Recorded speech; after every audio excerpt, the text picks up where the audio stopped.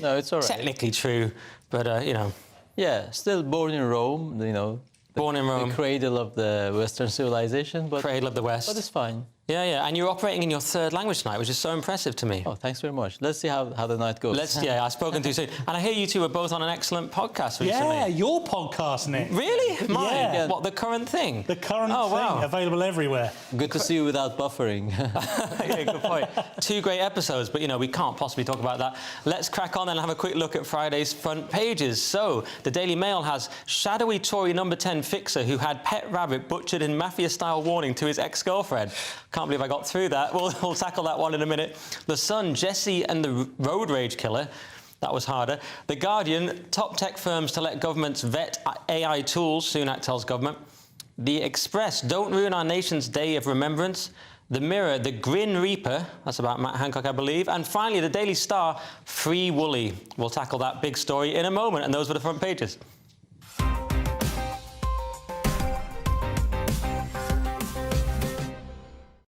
So let's kick off with the Express, Paul. Yes, the Express. Don't ruin our nation's day of remembrance. So this is Tory MP Henry Smith has called for the military to be drafted in to keep the peace in London after it emerged pro-Palestinian protesters are organising a million-strong march on Remembrance Day. So, look, they want to win hearts and minds, these people. However, they're not going to if they go ahead with this. And if we've got any backbone left, then we probably will say it's totally inappropriate and they should steer clear of certain places in London, and particularly the Cenotaph and places like that. This is only going to aggravate. This can add no value. I know why they would do it. They would do it purely because it was aggravate and get the maximum amount of eyeballs on this march. But if they want to win hearts and minds, which they keep saying they want to do, this is not the way to do it. I've never even heard them say that. I've just heard them say a load of kind of incredibly partisan, extreme things. Me too, actually, in earshot as I'm walking through central London. But the rhetoric that I read is that they want to win hearts and minds, and there's no way of going about it. But the thing is, Nicholas, I mean, is this a sort of mockery of the values that these people died for, the people we celebrate on Remembrance Day? Or is it a celebration of those values because it's free speech, the right to protest? What do you think? It's not like we have any shortage of pro-Palestinian marches, and there's 365 days in a year. We have different locations. Does it have to be on that specific day? And mind you, I think they are testing our resolve, and they just want to humiliate the country that is hosting them. And what is interesting is that Met Police has assured, the London Assembly that they will not get close to Cenotaph. But if it's going to be a 1 million march, it is really in doubt. And Met Police, to be fair, don't have a lot of credibility in terms of impartiality. They kneeled with the BLM protesters. They serve coffee and biscuits to Extinction Rebellion disruptors. And just as people were offended that these pro-Hamas demonstrators shouted jihad, jihad, they came with a statement, Met Police, saying jihad has different meanings. Well, apparently Met Police believe that policing has also different meanings, because a lot of people would argue what they have been doing is not policing. Great point. Yeah, I mean, of course, they don't have to do it on this day, but obviously they're choosing this day, so that it becomes, how do you stop it? I mean, would you literally say, no, it can't be this day? Would you actually make that rule? So here's the problem. It's catch-22, really. If you do say no, then they'll see that as a victory in itself. You're stopping free speech. All the free speech people, why are you stopping free speech? So my advice to anyone who's going to go from a pro-Remembrance Sunday perspective is not to get angry, not to clash. And I know there are people out there, particularly people who watch this channel, who will be overcome with emotion should this happen. But there is no way that the culture war of any kind can be won with violence. The only way it's going to be able to be won is with exposing the other side for what they are. Yeah, well, it's going to be a lot of flags for poor old Lawrence to remove, I'll say that. I mean, there's going to be, it does incense people, like draping flags over our monuments. I saw someone on Twitter saying, what's the big deal? Why are you obsessed with flags? It's like, well, if it's not a big deal, why are you going all the way up there and draping it on our monuments then? It seems to mean something to you. And it shows that you care about another flag more than the British flag, so that is a big statement. So I don't know, but it's this paradox of defending liberal values, isn't it? We have this with things like, it reminds me a little bit of the government having to enforce free speech on campus. Like, is that a paradox to enforce free speech? I would think this was in very bad taste if it was on Eid and there was an Islamic monument somewhere. Yeah, it would be a perverse idea of free speech. It's like if you have booked a church to have a christening and I want to have my wedding in that church at the same time, on the same day, and then say, oh, well, where's my freedom of expression or where's my religious freedom? It's ridiculous. It doesn't make sense. No, I agree. Yeah, OK, fair enough. I mean, that's all. It's definitely in bad taste. My question is, how can it actually be stopped? I don't think it really can. I don't think it can. I think it's going to kick off. Yeah. Yeah. OK. Well, let's have a quick look at the Times now, Nicholas. AI means nobody will have to work, says Musk. This is an extraordinary 40-minute conversation or interview between Prime Minister Rishi Sunak and Elon Musk, the chief of the tech giant Tesla. Of course, the AI summit has been going on at Bletchley Park in the UK, and Musk has said that basically robots or AI will replace all workers. They can do all work better than anybody else. I hope they can't do headliners better than we can, because that would be bad news. Impossible, Nicholas. Okay. Impossible. From your mouth to God's ears. And he has also said there should be, or there could be Terminator-style robots who could turn on against us. So it's important to have an off switch. I mean, if all it takes is an off switch, Terminator would have been a much shorter movie, wouldn't it? Yeah, I love that even Elon Musk is just thinking in terms of an off switch. Every time I hear about AI, like, yeah, it could be really dangerous, but we'll turn it off. I'm like, that's all you've got, guys. Unplugging it. Not very reassuring. I know, of course they can get around that. But that's it. I saw an interesting meme about it that actually Musk shared, and it was kind of the gist of the meme. It's quite hard to explain, but it was basically like, everyone's saying AI is an existential threat. US, China, UK, Europe, and what they're really thinking underneath is that we want to be first to develop it. Yeah. That's the thing. I mean, that's AI is the new nuclear bomb. Right. I feel like it is. I feel like it is in a sense that that there's a great deal of fear in the rhetoric about it, largely because there are people out there who'll have you believe it's completely uncontrollable if it gets to a certain point, and perhaps that's true, but perhaps we don't allow it to get to that point. But what they're saying, the singularity, do you mean? Yeah, and there could be malevolent organisations out there that would wish to do something pretty nasty with it. I mean, the idea of not working, to me, I wouldn't enjoy, and Elon Musk does say this in his interview with Rishi Sunak, that it's about not working if you don't want to. There are lots of jobs that could be done by AI, because I think the last thing we need is people to have more time to identify things that are racist, because that's all people... Can you imagine right now... And come up with new genders and sexual Well, the thing is, that's what's happening right now. We have to do it... People are working a lot less than they did 100 years ago, and they're spending their time coming up with all sorts of nonsense. OK, well, should we move on and have a look at this interesting headline on the Mail? I'm not sure this qualifies as a headline. I mean, how many words are you allowed in a headline? Shadowy Tory number 10 fixer who had pet rabbit butchered in mafia-style warning to his girlfriend. So this is in a book that's it's being revealed by ex-cabinet minister Nadine Dorries in the most anticipated political book of the year, Nick. And is this fiction or not? I've been trying to work out. Well, I don't think it is fiction. I think it's based on her experience, lived experience, which we know is very important. Yes, Nick. that's all there is. So a powerful Tory, this is no name, known as Dr. No, cut up a rabbit and nailed it to the owner's home in a mafia-style warning to a former girlfriend, according to an explosive new book. So if we didn't think people in power were mental already, this book is going to absolutely validate that for us. You could have guessed he was going to be trouble with that name. You know what I mean? Dr. No, yeah. Let me introduce you to Dr. No. It's and by the way, in terms of the flag. headline, somebody who butchers someone else's pet rabbit mafia style, do they really need the adjective shadowy? No. I think shadowy is the least of... No, it's inherent, isn't it? I would say you are shadowy if that's what you're doing. You're also wrong and mentally ill.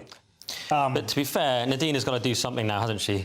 She's got to keep herself occupied. I don't think writing is the best way. So good luck to her. Should we have a quick look at this very important story in The Star? Yeah, so I win the story of the night. Free Woolly, this time a succinct headline. A story, a feel-good story for animal lovers and technology lovers, if you like. we haven't been given the rest of the item because obviously it's very fresh off the print. But basically, there's this. Don't say that, Nicholas. Pretend you know what you're talking about. I do. Okay. I do. But I don't know where the location of this lovely lamb is. Woolly has been trapped in the bottom of a valley somewhere in the UK, but I don't know where. Probably Wales. 2 years. It's got to be either Wales or Cumbria, and I can say that as a Cumbrian. Okay, I don't, because as a Roman, I don't want to get into that minefield. You'd have just built a road straight through it, wouldn't you? Yeah, obviously all roads, all roads, always. So this time, and Daily Star is getting behind this campaign as well through the use of a hovercraft, which is a fascinating mode of transport, to save Woolly from the valley where he or she has been trapped for 2 years. It's an audacious hovercraft rescue mission. It is, and it's not like hovercraft technology hasn't been around for about 100 years, so I don't know why they waited 2 years to save this one particular sheep. Look at the state of him. He needs a haircut immediately, but there's going to be a hell of a Christmas jumper made out of that, Nick. Yeah, all right, more massive stories coming up. That is it for part one, but coming up, the hubris of Matt Hancock, the failures of the SNP, and the ineptitude of Sadiq Khan, all my favourite topics. See you in 2 minutes.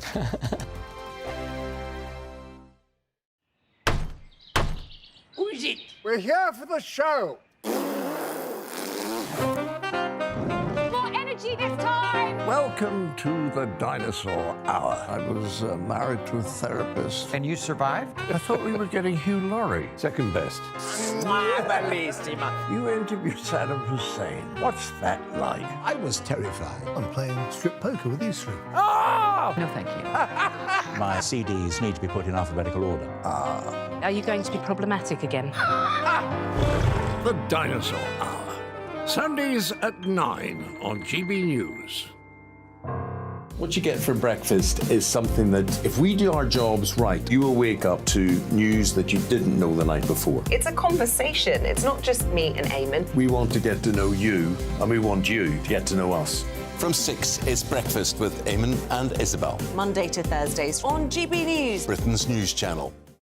People in Britain, they love free speech, but they also love fair play. I don't care if I'm speaking somebody from a trade union, from the Labour Party, somebody from the SNP. And I think the viewers like to see that actually we can challenge one another, but in a positive way. We think we ask the questions that people want to ask, and often we ask the questions that we wanted to ask in Parliament but never got the chance to ask. So join us every Saturday, 10 a.m. till noon on GB News, Britain's news channel. Nightmare commute. Kick it up a gear with me, Patrick Christie's, at drive time, 3 till 6 p.m, Monday to Friday on GB News Radio. You can listen online and on DAB+, on the smart speaker app, and on the GB News app. And if you've got an Alexa, all you have to say is, Alexa, play GB News. We're also on TuneIn and the Radio Player apps. From the school run to rush hour, get revved up with me, Patrick Christie's, on GB News and GB News Radio. Tired of the usual focus-tested, pre-prepared Westminster runaround? Well, so am I. So you want higher taxes? Is your department to blame for this? Are you rethinking this policy? Every Sunday at 9:30, I'll be sitting down with those in power to get the truth about the issues affecting you. Let's be honest, we've known about the cost pressures of this project for years, not months. That's the Camilla Tominey Show, a politics show with personality. On GB News, the People's Channel, Britain's news channel. Join us every night on GB News at 11 p.m. for Headliners, which is 3 top comedians going through the next day's news stories, which is exactly what you need, because when the establishment has gone crazy, you need some craziness to make sense of it.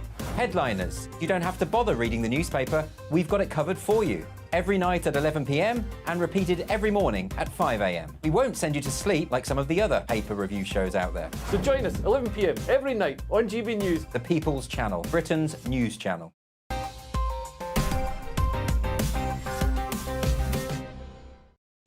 Welcome back to Headliners. I'm Nick Dixon, still here with Paul Cox and Nicholas DeSanto. And let's get straight into it with The Guardian. And I'm starting to think Matt Hancock is not the humble, down-to-earth guy we all thought, Paul. No, he's some Machiavellian character, according to The Guardian. Not according to The Guardian, actually, to be fair to The Guardian, in a very rare moment of mine, because this came out in the COVID inquiry today. So Matt Hancock told officials that he, rather than medical professionals, should ultimately decide who should live and who should die. Is that in all cases around the world, like, or in the country, or just Generally, COVID? I think that's what he was hoping for. But in this specific case, is if the NHS was overwhelmed during the pandemic. The COVID-19 inquiry has been told by the former head of NHS England. So I'm not entirely sure what the context was. They're obviously in a meeting and they're discussing worst case scenarios. Fortunately, this horrible dilemma didn't crystallise. Simon Stevens was the head of NHS England. I don't think he still is, but he was at the time. And it was his witness statement that this has come from. I mean, ultimately, Matt Hancock chose to kill his own political career. Nice. Yeah, thank you, sharp. But every day this inquiry seems to expose just how crazy and absolute poo show it was behind the scenes during the COVID pandemic at the top echelons of government. Now, we all knew that it was very difficult to know how to manage this because no one in living history had to do so. But what we all hoped was there might be somebody there, somebody who could perhaps add a little bit of adulthood and seriousness to this situation, and we're yet to discover who that person was or if they ever existed. Well, you almost started singing a Queen song there. Somebody, can anybody find me someone? Because I'm worried, because I wonder what's worse, unelected kind of so-called experts making these big decisions for us, or Matt Hancock. I mean, they're both awful choices. I wish I had a fraction of his self-assurance, though. What do you think, Nicholas? I mean, exactly. So I don't want to find myself in the uncomfortable position of having to defend Matt Hancock, but the article, this was about the unlikely scenario which never happened because all those Armageddon end-of-time models that Dr. Ferguson and his colleagues came up with were basically BS. They never materialized. But in the unlikely scenario in which the NHS was going to be overwhelmed to the point that some people had to be, let go, who would have decided?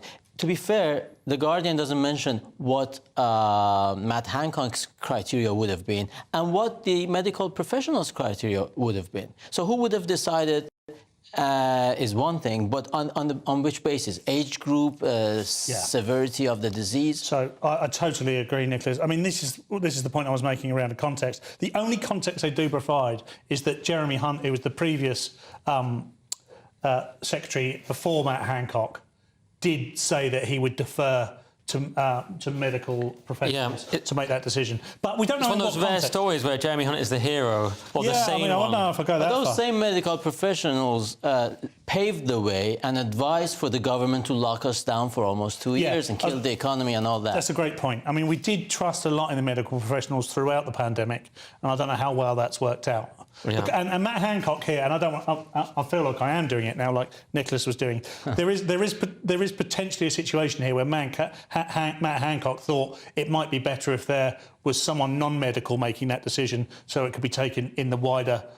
And which just happened to be him. I mean, it's ridiculous. I mean, this COVID inquiry is so depressing because all we find is that people are just doubling down on their positions. Oh, we should have locked down earlier, lo and behold. And all the bad people seem to be getting away with the things they did, and, except with the possible exception of Hancock. Though he is quite good on SAS Who Dares Wins. I don't know if you've seen him. I mean, there is one interesting thing that's coming out of it. I know Boris doesn't come out of anything particularly well, but one thing he has done here is it looked like he did have the right thought about how we can tackle this. He just didn't have any of the gumption or leadership skills to deliver it. He just relied on everybody else. I'd like to ask Elon Musk if his AI robots would have made a better decision that's a good point. to make a call back. They would just let us all die, Nicholas. All right, well, I think we've done that one pretty well, so let's do the Telegraph. And an SNP policy has backfired. I guess they had to make their first mistake at some point, Nicholas. Yeah, it was bound to happen, wasn't it? Edinburgh declares housing emergency as SNP's rent controls backfire. Who would have thought artificially tampering with offer and demand with the free market would not work? Basically, SNP last year froze rents, presumably all over Scotland, but in Edinburgh it has had catastrophic results. Specifically, this is the first Scottish council, Edinburgh Council, that has officially moved to declare a state of emergency. And the reason is clear. They have frozen the rent. Therefore, it can only be a lot of people. It can only be put up by 3 to 6%. Yeah, and there are loopholes around that, which means they can only put it up or raise it by 3 to 6% on existing tenants. But as soon as a new tenant comes in, or even in a shared owner, not a shared ownership, but a multiple occupant house, that's called, right? When there's a joint tenancy, as soon as one person leaves and somebody else comes in, a new tenancy agreement is introduced by the landlord. Yeah. Hence, they have the sharpest rise in rent prices throughout the whole UK. Yeah, even beating London. It's 16.3% versus London's 11.5%. Completely mad. And landlords are either selling the property, or as Nicholas says, just raising it on these technicalities. It doesn't work. Socialism doesn't work. No, I mean, this is what happens when you play catchphrase politics, which is exactly what Nicola Sturgeon did throughout her political career. I know it's ongoing, but let's face it, it's dead, Nicola. It's over, mate. And all she would do is play tit for tat with Britain, with Westminster, and put in place these ridiculously virtue signalling policies, which look very cosmetically on the front of them, look as if they would do some good in some way. Oh, we're going to freeze rents, and we're going to keep it down for the lower demographic. That's not what happens. They've worked around it entirely, and then they're not. And instead of thinking of another way, what they're going to do now is try and cut the loophole off. Well, they'll always find loopholes. Right. Capitalism wins, Nick. Absolutely. I mean, as this guy who's a chief executive of an estate agency says, rent controls have never worked anywhere in the world that I've seen. I mean, why do we keep doing it? The only one positive I can find from this story is at least it's only Scotland. So I'm going to get some hate for that. But let's move on and do the Telegraph. And Austria has adopted a Rwanda-style migrant policy. Does that mean they're going to get really bad press for ages, then not deport anyone, Paul? I think that's, if they follow us, that's exactly what's going to happen. Austria has become the first EU country to follow the UK's lead and seek to adopt a Rwanda-style deal to deport asylum seekers to a third country. So on a visit, this is our friend Suella Braverman, the Home Secretary. She's on a visit this week to Austria, and they have signed, the two countries have agreed to work more closely together, stating that they would pursue a third country asylum scheme. So well, Nick. Mm-hmm.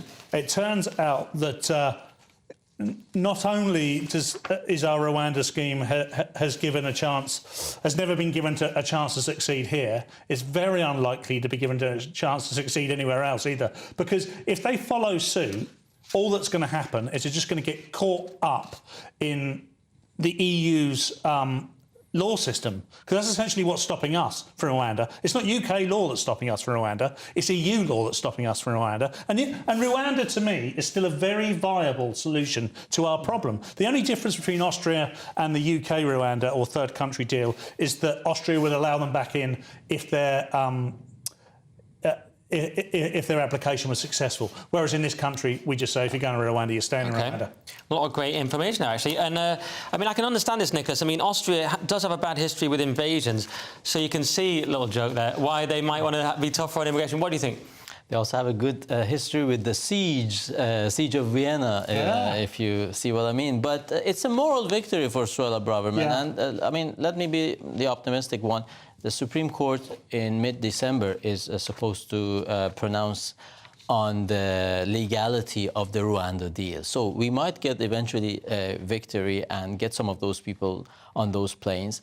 Austria is already modeling the UK in terms of deportations. They have an agreement with Serbia, non-EU country, just like the UK has a deal for fast-track deportations with Albania. So something actually might happen here, considering that Austria is very close to the eastern borders of the European Union, and all the pressure, a lot of pressure comes from the Balkans. Yeah, I read that as a Siberia at first. I thought that would be a great policy. You can send them to Siberia. It's worked in the past. I want to move on just because I want to make sure we get to that story about Sadiq Khan in a minute. We like to have a pop at him. So let's do the Mail. And Amnesty International are trying to prevent from preventing, Nicholas. OK, how many prevents was that? Let me read the headline first. Anti-terror prevent strategy should be scrapped because it is fundamentally incompatible with human rights and is prejudiced against Muslims, says Amnesty International. So essentially, they are arguing that the prevent strategy, or prevent scheme or channel, as they call it, which the government says is a core element of their anti-terrorism strategy, Amnesty International says it is Islamophobic, it lacks transparency, it's young people, sometimes as young as 11-year-old boys in this example, have been referred to the scheme because they have expressed something, like in this case, there was a fire drill at school. The boy said, I wish the school burned. I think it's a red flag if an 11-year-old said, I wish the school... I think we've all been there, though, haven't we? Yeah, we have, but to be fair, I mean, in a perverse way, Amnesty is right. Had we, were we not in war? Because we are in war, and in war, all liberties are curtailed. That's the issue. When there's war, you can't turn on your light anytime you want. You can't travel as freely. And we've seen on our streets, they say Muslim boys are associated with terrorism, and that is wrong. And I agree with them, because over the past few days, we've seen Hamas supporters on our streets, and they come from all walks of life and genders and age groups, and that's the a lot of them are elite university students, so yeah, who are middle class and white.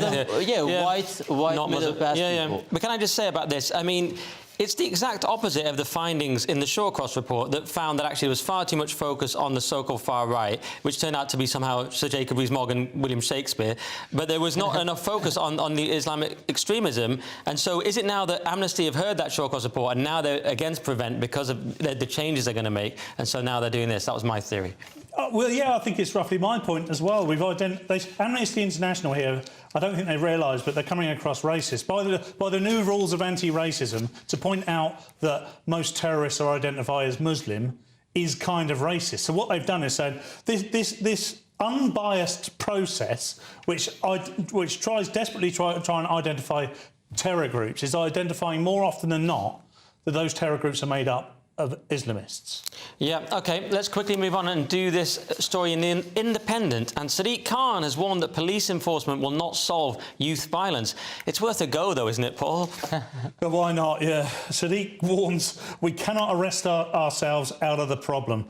I'm not sure we've arrested ourselves into the problem. After 18 teenagers killed this year, Nick, Mayor of London has launched the Trusted Youth Allies scheme, and it's aimed at tackling the root causes of crime by listening to and understanding the concerns of young Londoners. Now, we've heard all this sort of stuff before.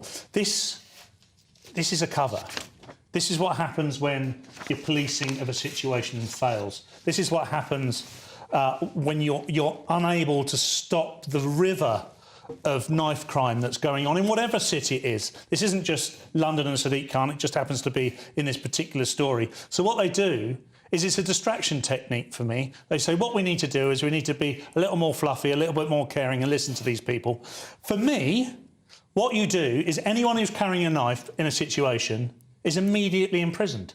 I know it's the most draconian thing I've ever said, but every time, my heart breaks every time you turn on the news and you see yet another teenage life just ruined because somebody so hot-headed just happened to have a knife in their hand at that point. But how do they catch them in the first place if they don't want to do stop and search, because that's racist? Well, Nicholas, that's a great point. It's not racist, though, is it? We're going to have to overcome this idea of racism. We're going to have to make racism good. Yeah, Nicholas, very concisely, do you have anything on this?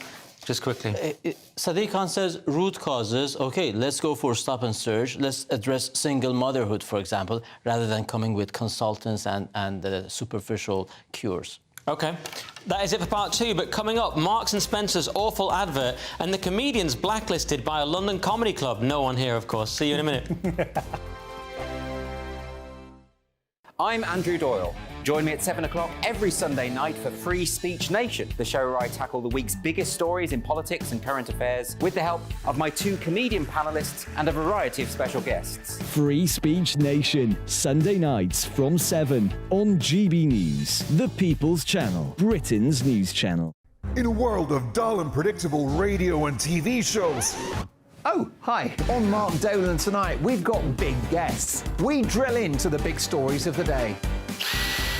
The show adds up to a brilliant listening and viewing experience. Mark Dolan Tonight is the most entertaining current affairs show ever, and that's a fact. Join me, Mark Dolan, Fridays and Saturdays from 9, Sundays from 10. Only on GB News, the People's Channel, Britain's news channel. There's only 3 people you can trust in life. Your doctor, your lawyer, and your nana.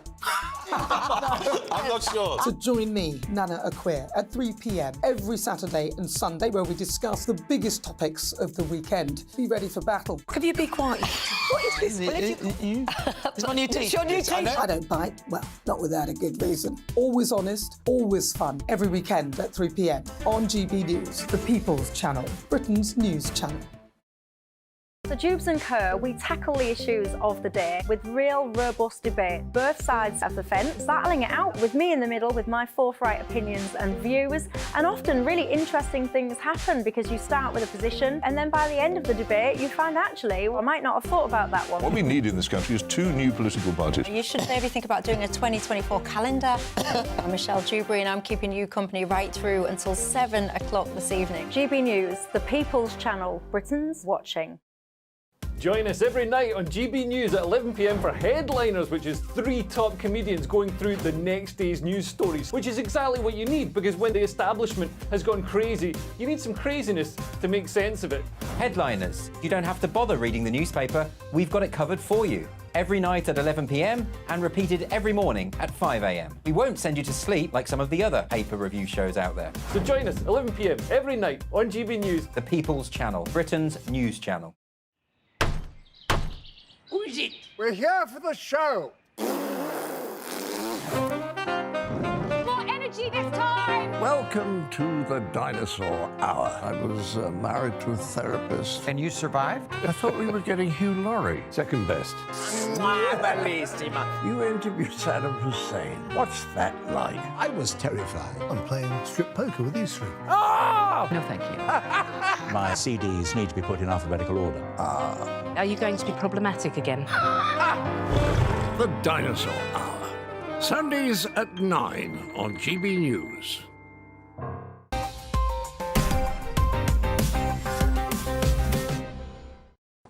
Welcome back to Headliners. Let's get into it with The Mirror. And Marks & Spencer have managed to unify all political sides in unanimous hatred of their new advert, Nicholas. Quite impressive.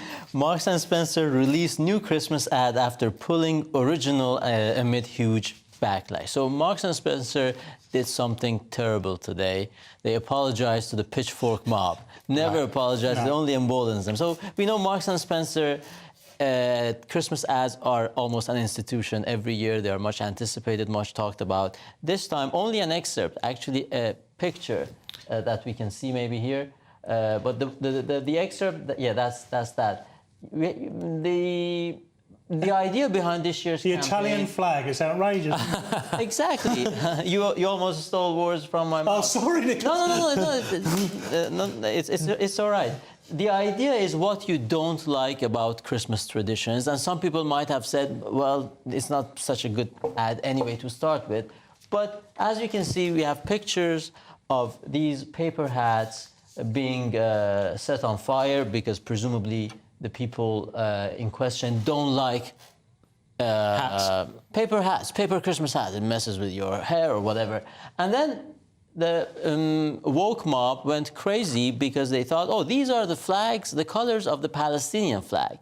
We have red, we have green, and we have silver. Mind you, Palestinian flag has no silver but white and has also black. And in the Islamic world, red and green are the most common colors in their flags. I mean, red is the most common flag universally, common color for the flags universally. So they thought, oh no, this was insensitive. Marks and Spencer said, you know what, this was filmed in August, way before the current war, but we still apologize for any unintentional harm caused. Yeah, I mean, and someone pointed out that advert, there's actually no white men in the whole ad except the elf who gets punted halfway across the town. But the other thing is, people were saying this ad is very anti-Christmas. There's actually a lot of hatred for the ad on X and on social media because it was an anti-Christmas ad. It was all these things I don't want to do at Christmas. And they said it's Thismas, not Thatmas. People thought that was weird. Why can't you just call it Christmas? And it was all about, I don't want to do all these traditional things. So people took that as an attack on one of our last remaining institutions, which is Christmas. I actually had a terrible feeling of, I hate this advert. I know I'm supposed to hate it as well on my side, but I actually don't like doing stuff at Christmas now either, because I've got to do like family stuff. I just want to selfishly stay in as well. So I felt terrible on that level. They were already on the wrong footing. And then these colours just... But you're right. But then the Palestinian aspect was so ridiculous. Yeah. So it managed to be hated by all sides, what I said in my intro, because people hated it, you know, normal people, because it was like, it's anti-Christmas. But then kind of mad, you know, woke lefties, whatever it is, hated it because of this ridiculous idea they were burning the Palestine flag, which they weren't. Yeah, I mean, red and green, the colours of the Palestinian flag. Also, the colours of Christmas, which is arguably 1,400 years older than the Palestinian flag. And two of the three colours of the Italian flag, or the Hungarian flag. So you're offended as well? Like the Italian flag there. I mean... I'm furious. The one thing I would never do is ever apologise for something unintentional. Yes. Ridiculous. You are ridiculous, M&S. Sort your lives out. All right, let's do the Mail. And a London comedy club has a list of 20 comics blacklisted for abusive behaviour and bullying. Who are the other 19 apart from Leo Kearse, Nicholas? Soz Leo. Just kidding. JK. Just kidding. We love Leo. We do. Comedy Club reveals it has blacklist of 20 comics from the circuit and TV who are banned over allegations of sexual misconduct, abusive behavior, or bullying. So basically, this club, West End Comedy Club, apparently very successful, established only 2 years ago. Based on sources they trust, they have come up with this blacklist. They don't reveal the names, but, you know, call me over cynical, but I think just comics who are jealous of some other comics would report them. Russell Brand, it says, in the wake of Russell Brand affair, even Russell Brand affair has not been concluded. He hasn't been convicted of anything. And with the whole cancel culture we've been seeing, I have a hard time believing that all these people have been reported to this comedy club in good faith. How dare you besmirch the good name of comedians and suggest they might have present spurious allegations out of some kind of resentment. Paul, I'm outraged. Likewise. I mean, let's assume for a minute, for the purposes of this debate, that this isn't just a cynical attempt at self-promotion. And, you know, I'm not adverse to self-promotion. I also run comedy clubs across the South Coast, and they have every right to put on their bill whoever they want. Outside of that, creating lists of invisible names of people that might or might not be dodgy, no one wins from that whatsoever. So at the moment, it's just pure speculation. There is no evidence within here. It just lists the people that have been on at their comedy club. Some are friends of mine, some are very good comedians. But this list adds no value to this. It adds no value to this story. It adds no value to that club. It says that some are first and some are second-hand anecdotal evidence.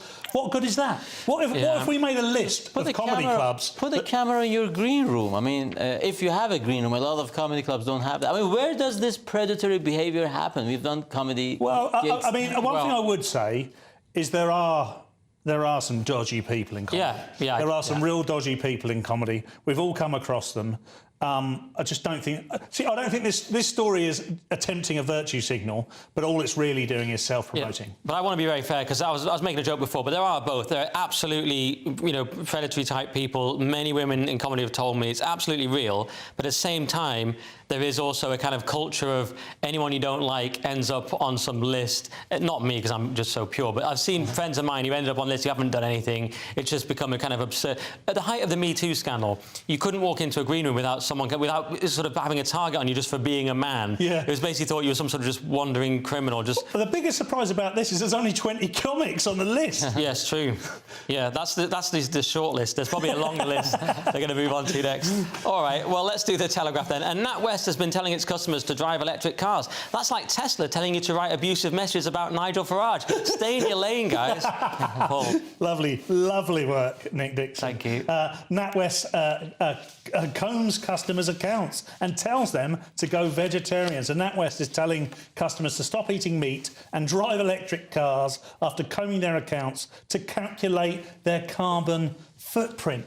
NatWest, of course, owned by Coots, have spent, along with Coots, the whole of 2023 acting like authoritarian zealots for no reason whatsoever. There was absolutely no reason for any bank at all to get involved with any of this stuff. All I would say to NatWest and Coots is mind your own business. What on earth has my carbon footprint got to do with you? It hasn't got anything to do with you. And how you can ascertain that from my bank account is beyond me.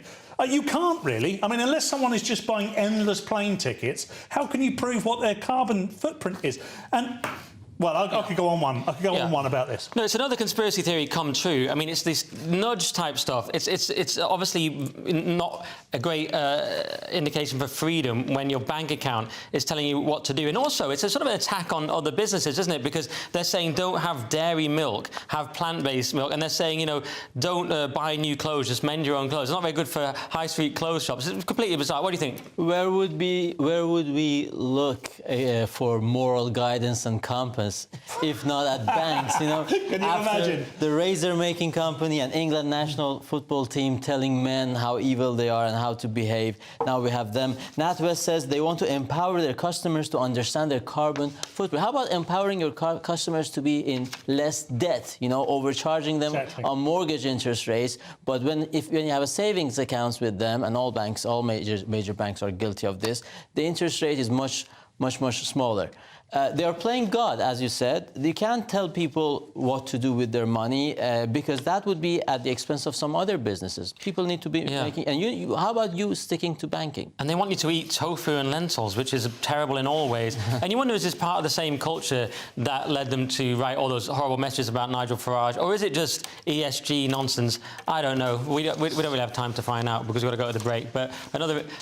terrible performance from NatWest, but that is part 3 done. But coming up in the final section, why sleep is bad and birds are racist. See you in a minute.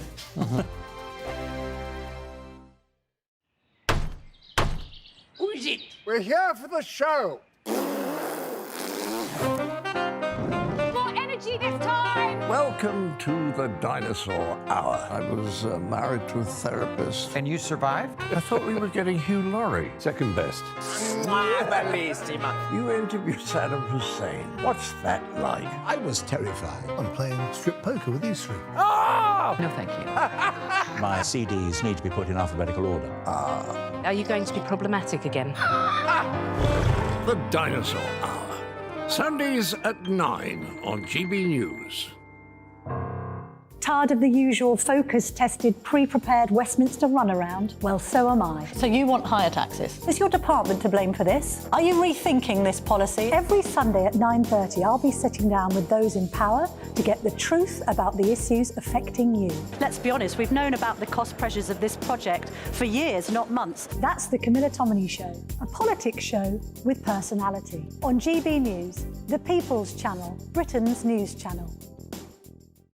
Join me, Patrick Christie's, Monday to Friday, 3 till 6. We tackle the day's news agenda like you've never seen before. It's high tempo, high octane, the most controversial topics, and the best guests. You will not be able to take your eyes and ears off it. I'm not afraid to ask the questions that you really want answered. 3 till 6 p.m, Monday to Friday on GB News, the People's Channel, Britain's news channel. Now then, Lee Anderson here. Join me on GB News on my show, The Real World, every Friday at 7 p.m. I'm not eating bloody cat. Are you Delicious. mental? Open your mouth. OK, here comes a train. Reminds me of the scene in Singing in the Rain. Adam, is that a good one? Whoa! Join me at 7 on GB News, Britain's news channel. I'm Andrew Doyle. Join me at 7 o'clock every Sunday night for Free Speech Nation, the show where I tackle the week's biggest stories in politics and current affairs with the help of my 2 comedian panellists and a variety of special guests. Free Speech Nation, Sunday nights from 7 on GB News, the People's Channel, Britain's news channel. GB News, unlike other broadcasters, isn't obsessed with the London-Westminster bubble. We think there's a nation beyond the M25, and that's why we talk about the issues that matter across the land. Join me on State of the Nation, 8 to 9 o'clock, Monday to Thursday, on GB News. Daisy's listening, and you should too. In a world of dull and predictable radio and TV shows, Oh, hi. On Mark Dolan tonight, we've got big guests. We drill into the big stories of the day. The show adds up to a brilliant listening and viewing experience. Mark Dolan Tonight is the most entertaining current affairs show ever, and that's a fact. Join me, Mark Dolan, Fridays and Saturdays from 9, Sundays from 10. Only on GB News, the People's Channel, Britain's news channel.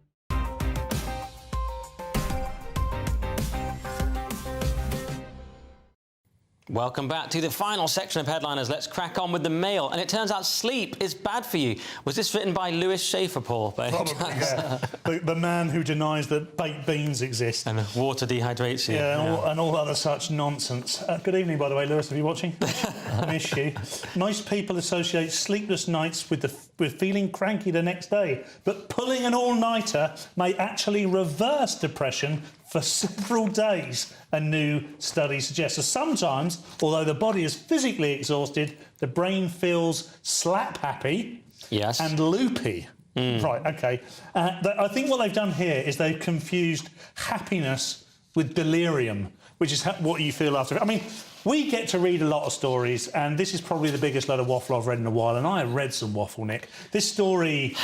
for me, it's bordering on a non-story. I don't want to. The only reason I don't want to say it is I don't want to validate Lewis any further than saying hello to him. Correct. So this is a non-story entirely. I mean, I don't think that scientists should be able to work on this stuff. There shouldn't be funding for this. They should fund it themselves. If they haven't done, then this is a waste of money. Nicholas, I mean, yeah, sometimes you stay up all night for whatever reason, you're on a flight or you're just, sad about your life. And then you do actually feel kind of weirdly elated, but then you sort of pass out. What do you think? Yeah, I think Paul was a bit harsh to my surprise on this story. I seem to be tonight. You love this one. This is the one you've been waiting to speak about. Let's have a debate over an all-nighter of all topics. But this is a research done by Northwestern University, and it's essentially connected to dopamine. Apparently, when you pull an all-nighter, you have dopamine. And also there is something else, synaptic plasticity, which essentially means the neurons in your brain can rework their connections, basically rewire, literally almost rewire your brain. And this impacts, and this effect lasts for days, which works as an antidepressant. So it will help scientists come up with maybe better understanding of antidepressants and match the right antidepressant to the right person, although the chief researcher here still suggests a walk or hitting the gym. But this is quite interesting because occasional and not chronic all-nighters can help you have this sort of happy feeling over a period of well done, Nicholas. You almost made that story interesting. That was good. Let's do the Mail. Yeah, well done. Let's do the Mail now. And it turns out birds' names are racist and sexist, apparently. They're called women. Nicholas, see what I did there? It's very complicated. Yeah, you'll get that later at home. No, I did get that, believe it or not. But no, this is a story we can all feel more passionate about. I mean, every Orwellian prediction is coming through. They're rewriting history, changing names, changing history. So the American Ornithological Society has decided that... Sorry. Thanks. They're good guys. Carry on. Has decided that after public consultation, apparently consulting angry woke mob again, that some of these birds which were named after prominent figures of the past have to be renamed because these prominent figures used to be maybe generals in the Confederate Army or owned slaves or opposed, the abolition of slavery. And of course, again, it's the same old story. We are applying our contemporary moral compass to people who have lived in a different era. Next, they'll be telling that they were telling us that Christopher Columbus didn't help in the kitchen, or Cecil Rhodes believed that not everybody is beach body ready. Yes, or, I've heard that.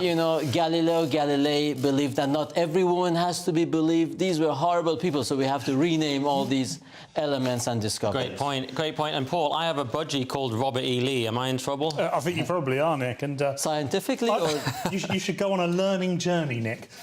Look. This is becoming like a new genre of pornography. People identifying things that are racist. None of us... Very niche. None of us would be aware that any of this was in the least bit racist if these people didn't spend hours upon hours upon hours upon hours upon hours trying to figure out what and what is not racist. So I think it should be deemed racist to continually find things that are racist, and it might solve the problem. Because this stuff here is entirely unnecessary. There's no value add. who gets the value from this? We don't get the value. The people that are supposed to learn from this, we don't get the value. I'm sure the people that they're trying, the birds don't get the value at all. The people they're trying to protect in some way get no value from it. They just get a little badge saying I managed to virtue signal really well today. Yeah, I mean, they're talking about this guy, John James Audubon, and he was a genius, a pioneer, but he also had a complex and troubling character. Well, who doesn't? Have you met Lewis Schaefer? I mean, you know, people are weird. I mean, I don't know. It's so ridiculous. Winfield Scott, he conquered Mexico City in 1847, and he can't have a stupid bird named after Right, that's not easy. If you tried to conquer Mexico City several times. Yeah, it takes days.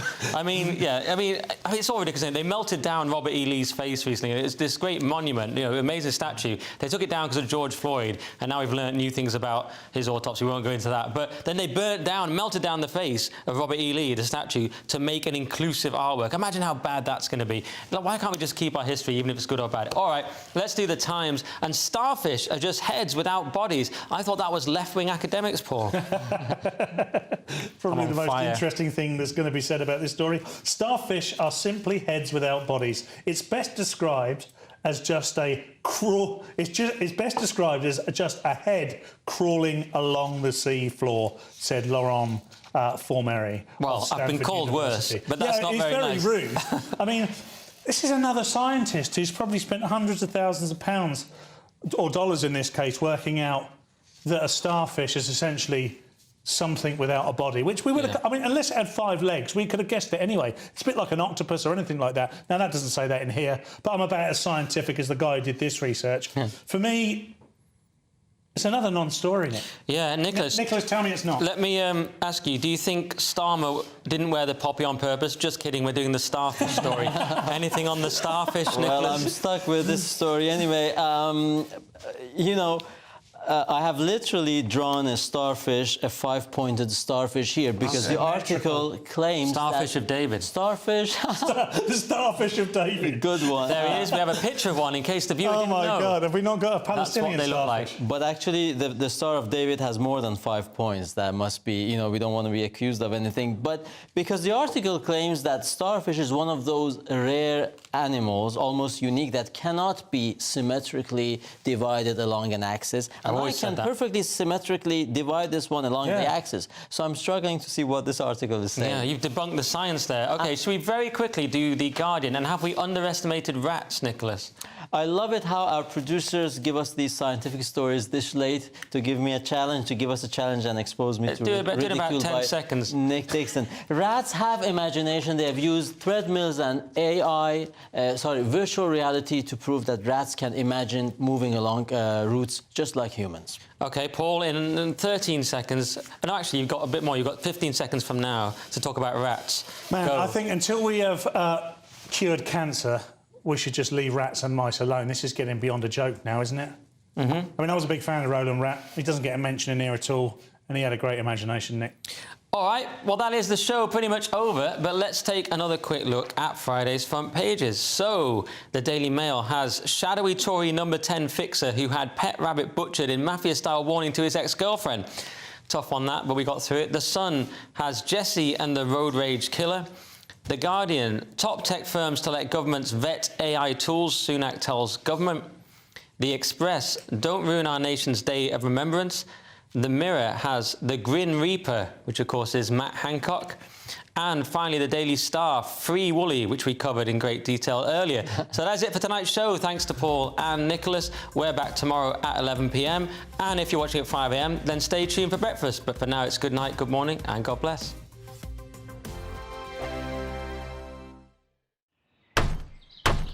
Who is it? We're here for the show. More energy this time! Welcome to the Dinosaur Hour. I was married to a therapist. And you survived? I thought we were getting Hugh Laurie. Second best. You interviewed Saddam Hussein. What's that like? I was terrified. I'm playing strip poker with these three. Ah! No, thank you. My CDs need to be put in alphabetical order. Are you going to be problematic again? The Dinosaur Hour. Sundays at 9 on GB News. What you get for breakfast is something that, if we do our jobs right, you will wake up to news that you didn't know the night before. It's a conversation. It's not just me and Eamon. We want to get to know you, and we want you to get to know us. From 6 is Breakfast with Eamon and Isabel. Monday to Thursdays on GB News. Britain's news channel. People in Britain, they love free speech, but they also love fair play. I don't care if I'm speaking somebody from a trade union, from the Labour Party, somebody from the SNP. And I think the viewers like to see that actually we can challenge one another, but in a positive way. We think we ask the questions that people want to ask, and often we ask the questions that we wanted to ask in Parliament.